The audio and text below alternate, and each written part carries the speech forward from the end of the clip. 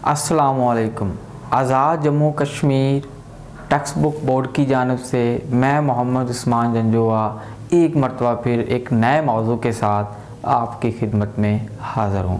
आज हम जिस मौजू पर गुफ्तगू करेंगे उसका उन्वान है जंग बक्सर। अजीज़ तलबा व तलबात, अपनी प्रीवियस वीडियो में हम जंग प्लासी के हवाले से बड़ी तफसील के साथ गुफ्तगू कर चुके हैं। अपनी आज की इस वीडियो के अंदर हम जंग बक्सर के हवाले से बात करेंगे, लेकिन इससे पहले कि हम इसके ऊपर तफसील से बात करें, इसके वाक़यात की तरफ चलें, इसके असबाब की तरफ जाएं, इसके असरात को देखें, मैं अपनी आज की इस वीडियो में आपको इस जंग का पस मंज़र बताऊंगा कि वो क्या मुहर्रकात थे, वो कौन सा बैकग्राउंड था, वो कौन से फैक्टर्स थे जिनकी वजह से जंग बक्सर जो है वो हमें तारीख के अंदर इसका मिलता है।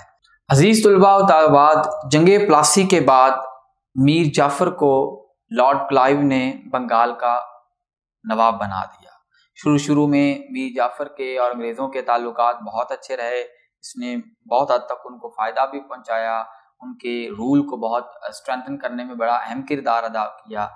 लेकिन जैसे ही कंपनी को ये लगा कि अब मीर जाफर उनके किसी काम का नहीं है, उनको मज़ीद फ़ायदा नहीं पहुंचा सकता या उसके साथ उनको मज़ीद ताल्लुकात नहीं रखने चाहिए, तो उन्होंने क्या किया, उन्होंने मीर जाफर को इक़्तिदार से निकाल के, इक़्तिदार से महरूम करके उसकी जगह मीर कासिम को बंगाल का नवाब बना दिया।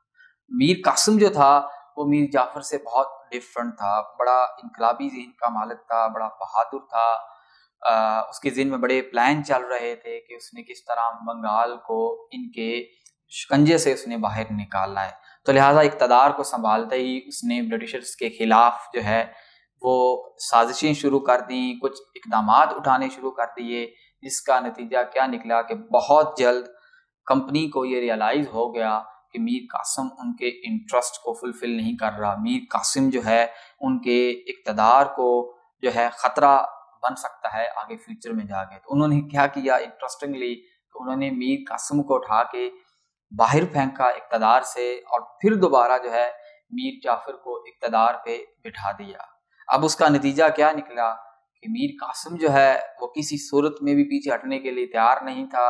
उसने जो है क्या किया, उसने मुग़ल बादशाह शाह आलम और नवाब ऑफ अवध के साथ एक अलायंस किया और इनके साथ मिल के एक मुश्तरका कंपनी के साथ जंग करने का ऐलान किया।